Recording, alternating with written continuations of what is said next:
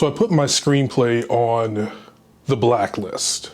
For those of you who don't know, the blacklist is a website where you can upload your screenplay and have it evaluated by the readers. You know, it's kind of like a coverage service or what have you. The thing about the blacklist, though, is that it's supposed to also be like a resource for writers and their screenplays to get discovered. And it has an interesting pedigree because the blacklist actually started off as an actual list created by Franklin Leonard. And pretty much the list, it was a list of screenplays, like the most liked screenplays that had been circulating the industry that year. Now, it wasn't the best screenplays, it's just the most liked screenplays, the ones that agents and managers and producers and whomever else enjoyed reading, they enjoyed the script, and then like come the end of the year, some way, somehow, they voted, the votes were tallied, and this list was put out. Now, it was just an industry thing at first,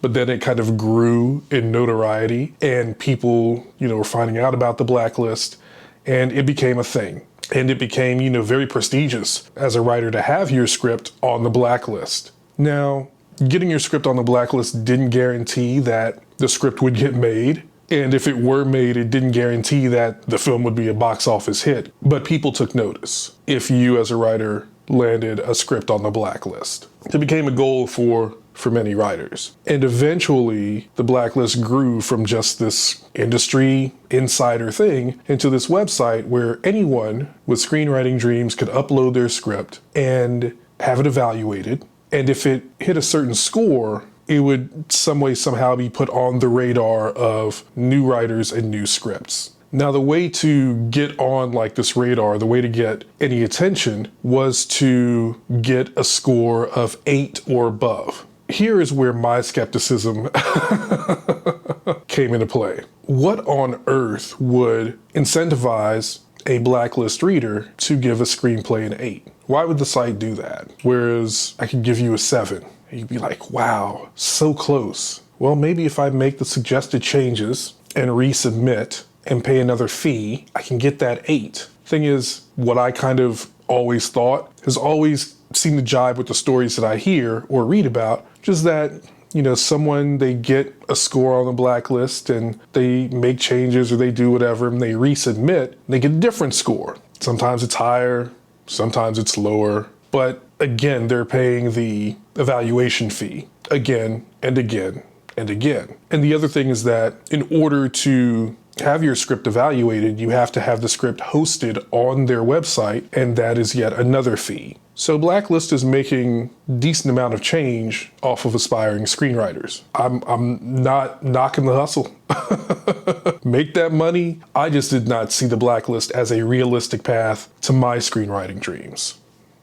Having said that, I decided that this was going to be the year that I was going to put myself and my work out there more, which means doing things that I've kind of looked at askance, such as entering contests, applying for fellowships, and doing things like hosting my screenplay on the Blacklist and getting an evaluation. The reason I put my screenplay on the Blacklist, well, there are 2 reasons. One reason is I've already gotten 2 evaluations from another service, and those evaluations were pretty good. I liked the feedback that I got from those readers, but that was from like one service. Even though the feedback came from 2 different readers, it was still from like the same service. I wanted to get feedback from someone else, as it were. Second reason is that while I may have skepticism about the Blacklist, I don't view it as a scam. You get what I'm saying? They have their business model. It is what it is. But they're also highly regarded in the industry. Its founder, Franklin Leonard, you know, he's worked in the industry. He's well known. He gives talks. He's you know, an industry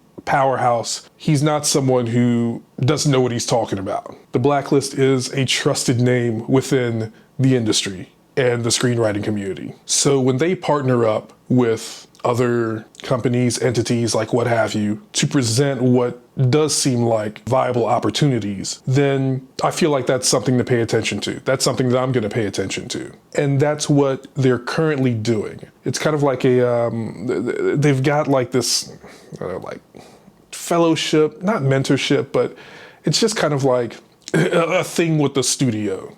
like a real studio, an actual Hollywood studio, where they're taking a look at screenplays, focusing on diverse and underrepresented writers. And it's just kind of like, yeah, you know, if your screenplay gets chosen, then perhaps you'll work with the studio and blah, blah, blah, blah, blah.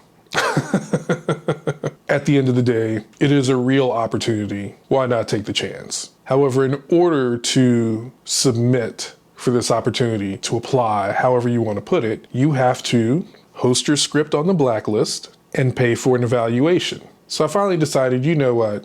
After years of kind of looking at them and just being like, I don't know.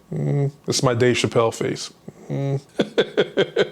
I decided to put my script on the blacklist. So I did that, paying for the monthly hosting, and I paid for an evaluation. So now satisfied the terms for entry into this contest, for lack of a better word, it's a contest, to be seen by the studio, boom. I was curious to see what my score would be, what the evaluation would be, and well, shit, I got I got my score back recently. I did not get the esteemed score of 8. It's like out of 10, 8 out of 10.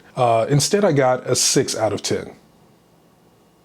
To be honest, I'm not mad at that. I'm actually just kind of like, okay, yeah, it is what it is. What I found interesting was were the differences in opinion between the blacklist reader and the readers with We Screenplay, you know, just in terms of feedback and everything. I mostly got scores of 6 in some of the categories. My highest score was in setting. The blacklist reader gave me a 7 out of 10 for the setting of my script.